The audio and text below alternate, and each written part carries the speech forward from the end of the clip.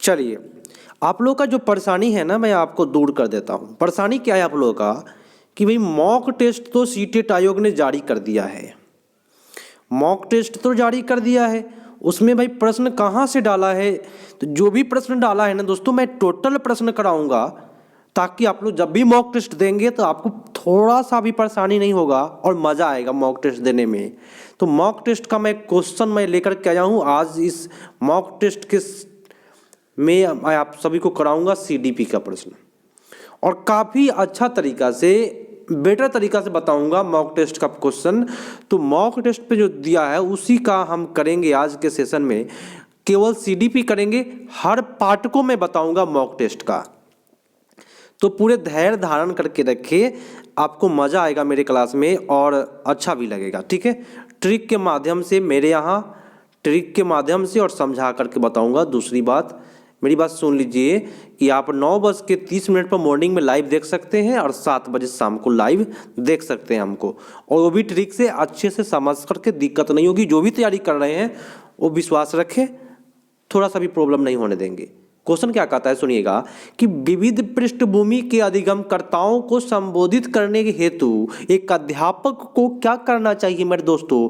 तो सभी के लिए मानकीकृत ये जो वर्ड होता है ना, अलंकनों, ये आपका गलत होना चाहिए, इस्तेमाल करना चाहिए, गलत है। ऐसे कथन का इस्तेमाल करना चाहिए जो नकारात्मक रूढ़िबद्ध धारणा को मजबूत करे। मेरे प्यारे साथियों, नकारात्मक तो नहीं करेंगे। तो मॉक टेस्ट में ऐसा डाला है ना, मज़ा आ जाएगा आपको देख करके मॉक टेस्ट। ठीक है, बेटर दिया है, लेकिन जब मेरा वीडियो देख करके मॉक टेस्ट देंगे ना तो पूरा संतुष्टि मिलेगा कि हाँ हम सही मार रहे हैं। तो विविधता संबंधित मुद्दों के बातचीत को टालनी चाहिए, टालने वाली बात है नहीं दोस्तों। विविध विन्यास के उदाहरण लेने चाहिए। जिन लोगों ने डी किया उनका सही जा रहा है। हाँ, मॉक टेस्ट में अंतर क्या है कि आपका ABCD इधर उधर होगा, क्वेश्चन नंबर इधर उधर होगा। एक गारंटी है, जय बार खोलिएगा तय बार अलग अलग होगा, लेकिन क्वेश्चन मैं जो करा रहा हूँ वो मॉक टेस्ट का है। ध्यान से अगले क्वेश्चन पर आते हैं।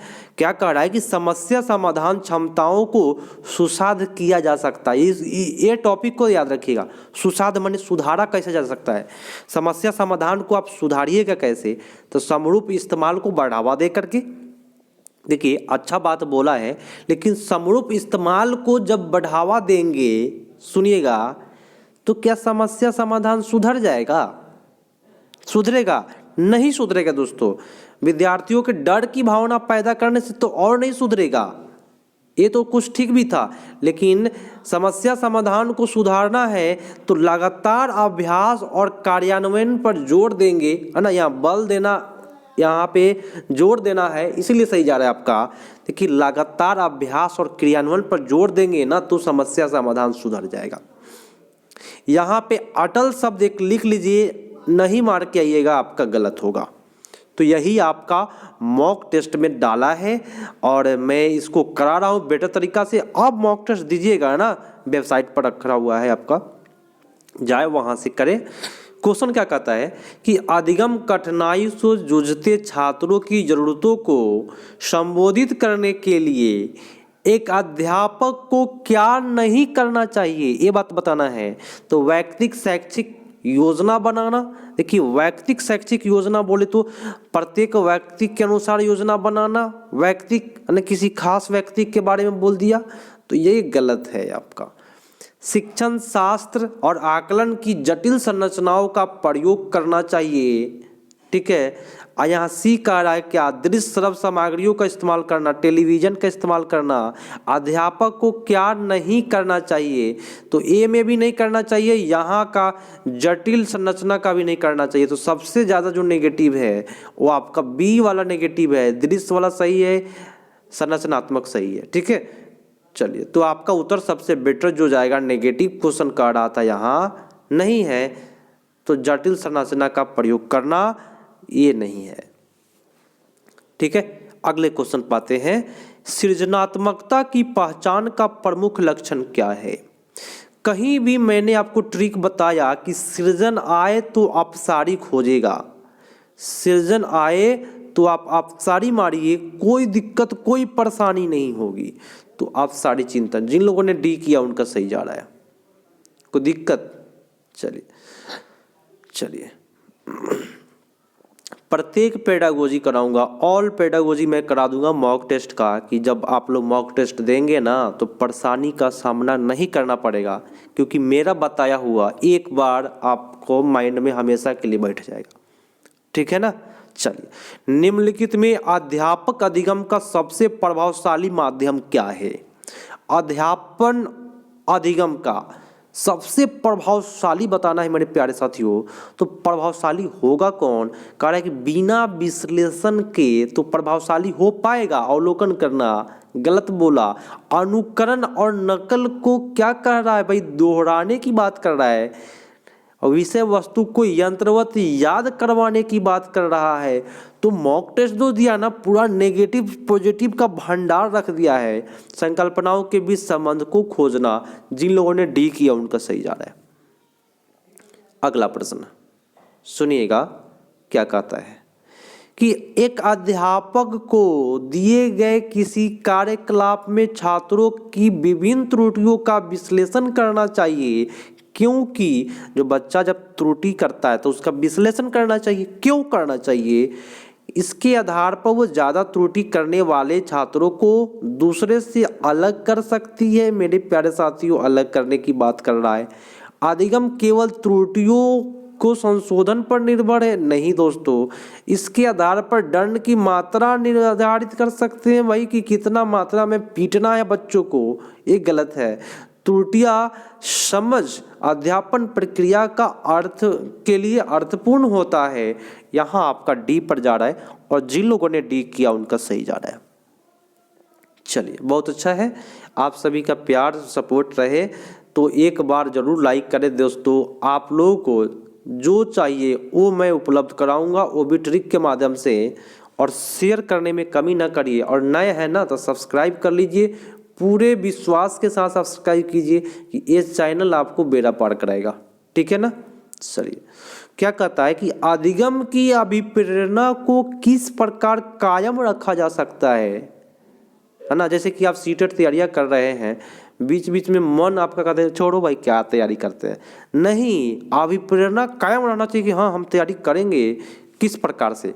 तो बच्चों को बहुत आसान क्रियाकलाप, भाई आसान क्रियाकलाप देंगे तो क्या आप हमेशा पढ़ने का आपका मन करेगा? नहीं दोस्तों, यंत्रवत याद करने पर जोर देना गलत बात है। दंड दे करके गलत बात है। प्रवीणता अभिमुखी लक्ष्यों पर जोर दे करके सबसे बेटर। जिन लोगों ने डी किया है यहाँ पे काफ़ी लोग का सही जा रहा है। जो लोग ऑफलाइन देख रहे हैं वो लोग भी कमेंट करके बताइएगा कि आप 30 में कितना स्कोर किए हैं। जरूर कमेंट करके बताइएगा ताकि मैं आपका कमेंट देखूं कि स्थिति आपकी क्या है। ठीक है। शर्मिंदगी डैश है। क्या है भाई शर्मिंदगी? शर्मिंदगी बच्चों के अधिगम को अभिप्रेरित करने के लिए प्रभावशाली है? नहीं दोस्तों, शर्मिंदा अगर कोई आपको लजवा रहा है ना, कोई टीचर आपको खड़ा खड़ा के, तो नकारात्मक प्रभाव पड़ता है बच्चों का। अगर किसी बच्चा को आप लजवा रहे हैं तो उस पर नकारात्मक प्रभाव पड़ता है। यहाँ पे लिखा हुआ है शर्मिंदगी का संज्ञान पर नकारात्मक प्रभाव पड़ सकता है। जिन लोगों ने डी किया उनका सही जा रहा है। अब आइएगा अगले क्वेश्चन पर कि अधिगम संरचना विचार या सुझाव देता है कि ज्ञान की संरचना में बच्चे सक्रिय भूमिका निभाते हैं। अच्छा बात है भाई। बच्चे पूर्ण रूप से पाठ्य पुस्तक पर निर्भर, केवल पाठ्य पुस्तक पर निर्भर करेगा, वो भी पूर्ण रूप से। गलत है। बच्चे की भूमिका कोई नहीं है, गलत बोला। बच्चे पूर्ण रूप से वयस्क पर निर्भर है। पूर्ण रूप से वो क्या चीज पर? तो वयस्क पर। मेरे दोस्तों, जिन लोगों ने ये किया उनका सही जा रहा है। अगला क्वेश्चन है, टोटल कराऊंगा, टोटल मॉक टेस्ट का मैं डाल दूंगा। अभी सीडीपी है, अगला बार आपको ईवीएस मिलेगा, मैथ मिलेगा, हिंदी मिलेगा। ठीक है। अधिगम के लिए निम्नलिखित में कौन सी धारणा उपयुक्त है? तो प्रयासों से कोई फर्क नहीं पड़ता है। गलत बात बोला भाई। असफलता अनियंत्रित है, एक गलत बोल रहा है भाई। योग्यता सुधार है, माने आप मान लीजिए सेट मारे 85 नंबर आया और मेरे यहाँ पढ़ाई कर लिए फिर मारे तो 95 आया, तो योग्यता क्या है? सुधार हो रहा है आपका। अयोग्यता अटल है, माने फिक्स है कि भाई 85 आया तो 85 आएगा, नहीं दोस्तों। तो जिन लोगों ने सी किया उनका सही जा रहा है। अगला प्रश्न कि निम्नलिखित में कौन सी परिपाटी विद्यार्थियों में संकल्पनात्मक समझ में बढ़ोतरी करने में सहायक है? बताएं, निम्नलिखित में कौन सा प्रश्न है जो संकल्पनात्मक समझ को बढ़ोतरी करने में सहायक हो रहा है? तो बारंबार परीक्षा आपका गलत हो रहा है भाई। प्रतिस्पर्धाएं मैंने आपको सिखाया गलत है। पाठ्य पुस्तक केंद्रित नहीं करना है, अन्वेषण माने खोज और संवाद पर जोर देंगे। तो जिन लोगों ने बी किया उनका सही जा रहा है। अगला प्रश्न है, क्या कहता है कि बच्चे को सीखने में कठिनाई होती है जब अधिगम सामाजिक संदर्भ में हो। थोड़ा सा टाइम देख लिया जाए, 1 सेकेंड। हाँ ठीक चल रहा है। 1 सेकेंड।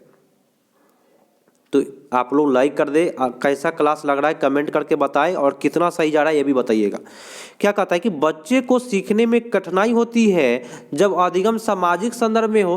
बच्चा को जब समाज में होगा तो कठिनाई होगा? नहीं होगा दोस्तों, ठीक है। विषय वस्तु बहुरूप रूप में प्रस्तुत किया जाए, बहुत से रूपों में प्रस्तुत करेंगे, अच्छा जा रहा है, संसाधन का काम करेगा। सूचना अलग अलग टुकड़ा में जब प्रस्तुत करेंगे ना तब कठिनाई होगा।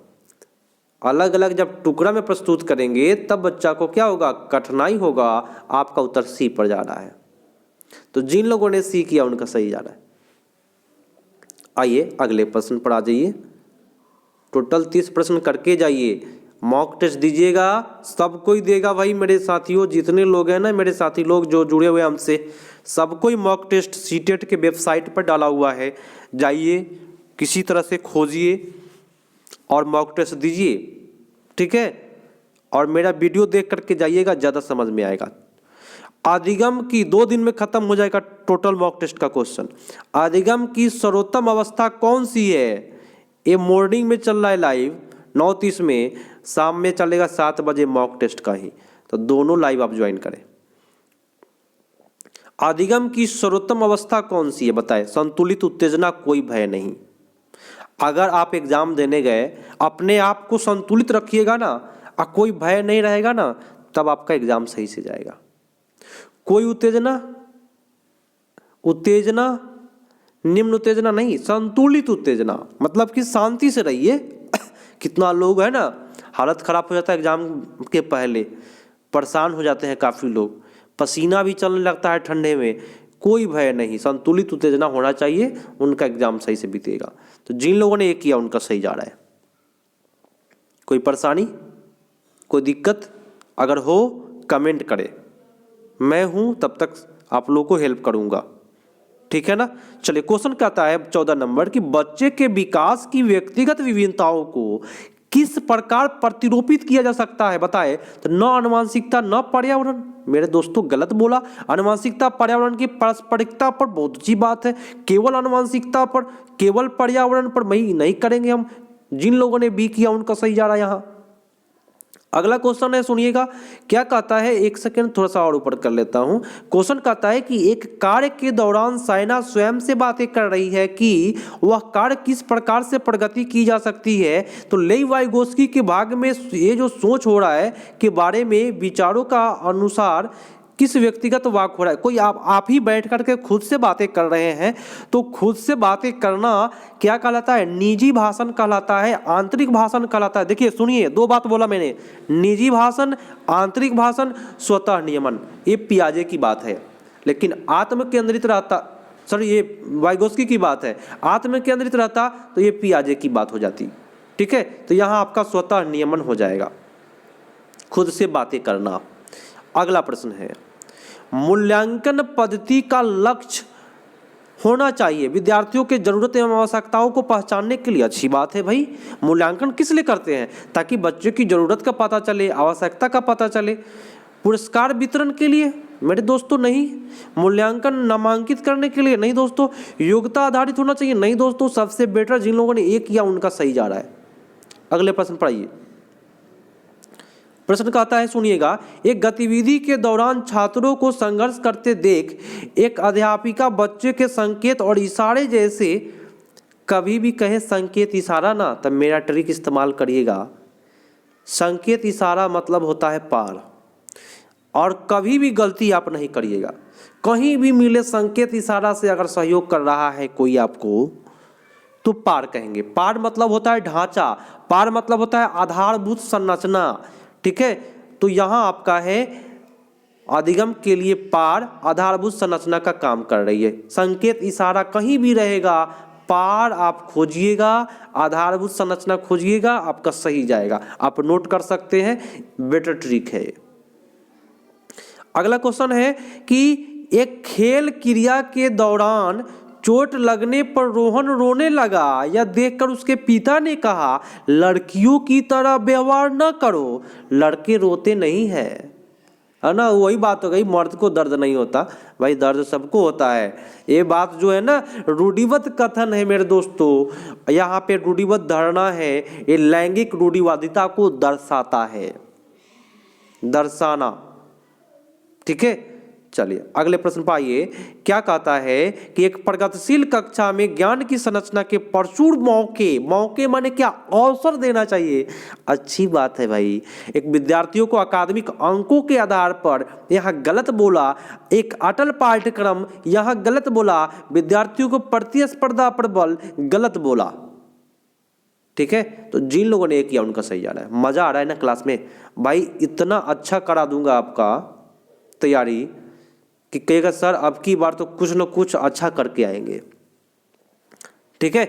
चलिए, लॉरेंस कोलबर्ग के सिद्धांत के अनुसार किसी कार्य को इसलिए करना क्योंकि दूसरे स्वीकृति दे दे, मेरी बात सुनिएगा, दूसरा जब भी स्वीकृति दे दे तब काम कर रहे हैं तो ये प्रथागत में आता है, ठीक है। प्रथागत में आता है, पूर्व प्रथागत नहीं, उत्तर प्रथागत नहीं। ये कोलबर्ग का दूसरा जो नियम है उसी परंपरागत अवस्था बोलते हैं, कन्वेंशनल लेवल बोलते हैं, और प्रथागत भी उसको बोलते हैं। काम को इसलिए करना, दूसरा स्वीकृति दे दे तब करना, तो ये लेवल 2 में आता है। दूसरा स्वीकृति दे दे, प्रथागत बोलते हैं उसको। थोड़ा सा नाम चेंज किया है, घबराए नहीं। बच्चे के समाजीकरण के संदर्भ में कौन सा कथन सही है। समकक्षी समाजीकरण के प्राथमिक कारक है और परिवार समाजीकरण का द्वितीय कारक है, ऐसा तो हम लोग नहीं पढ़े हैं। परिवार जनसंचार दोनों समाजीकरण का द्वितीय कारक है, नहीं दोस्तों। विद्यालय समाजीकरण का द्वितीय कारक है और परिवार जो है समाजीकरण का प्राथमिक कारक है, ये तो सही बोल रहा है, ठीक है ना। चलिए, जिन लोगों ने सीख किया उनका सही आ रहा है। मजा आ रहा है आपको भाई। मैं आपको बार बार कहता हूँ, आपका अगर सपोर्ट मिलेगा, आपका जब सपोर्ट मिलेगा, मैं सक्रिय रूप से पढ़ाऊंगा। इतना बेटर ना कि मैं कहता हूँ पूरे यूट्यूब चैनल की तरह, है ना, इतना बेटर कराऊंगा, मजा आ जाएगा। अन्य यूट्यूब से भी बेटर मजा आएगा, ठीक है। तो मेरे यहाँ दिक्कत नहीं होगी, संभावना ही नहीं है दिक्कत की, और समझ में आएगा आपको अच्छे से और कम समय में। भाई दूसरे यूट्यूब की तुलना में मैं कम समय में कराता हूँ। ये 22 नंबर प्रश्न चल रहा है, मैं आपको टाइम बता दूँ, 18वां मिनट चल रहा है। मेरे प्यारे साथियों देख लीजिएगा 30 प्रश्न कितना मिनट लगता है, 1 घंटा से कम नहीं कराएगा कोई भी यूट्यूब चैनल। और वही भाषण देना है, वही यदि करना है। दिक्कत क्या है भाई, क्यों नहीं चलेंगे हम लोग समझ करके ट्रिक से।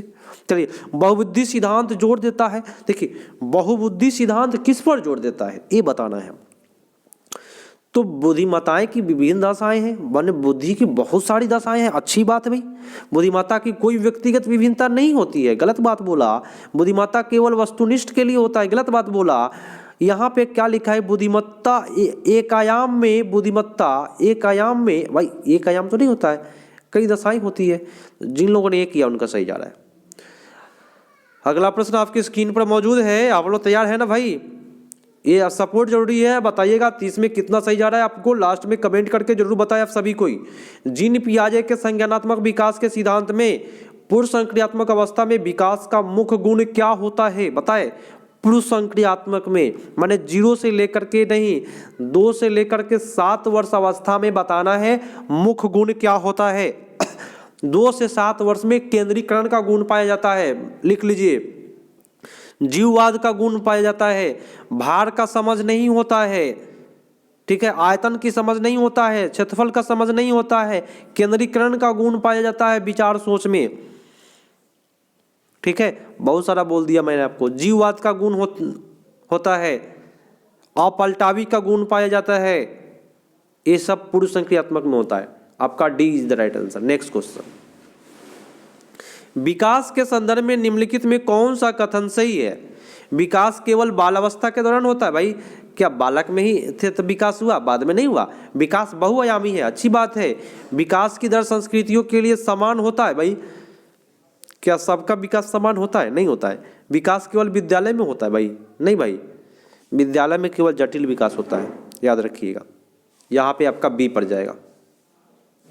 आइए अब लास्ट पेज पर चल रहे हैं हम लोग। अब आप लोग मॉक टेस्ट जब दीजिएगा इतना मज़ा आएगा ना, कहिएगा सर मज़ा आ गया, टोटल करा दीजिए और मैं करा के छोड़ूंगा। क्वेश्चन क्या कहता है कि लेई वाइगोस्की का सामाजिक सांस्कृतिक परिप्रेक्ष्य अधिगम प्रक्रिया में डैश के महत्व पर जोर देता है। वाइगोस्की तो हमारे समाज बोले हैं, एसएलसी बोले हैं, SLC social language culture, social language culture समाज भाषा सांस्कृतिक, यहाँ आया। ठीक है, चलिए बहुत बेटर। अगला क्वेश्चन कि जीन पियाजे के अपने संज्ञानात्मक विकास के सिद्धांत में संज्ञानात्मक संरचनाओं को डैश रूप में वर्णित किया है।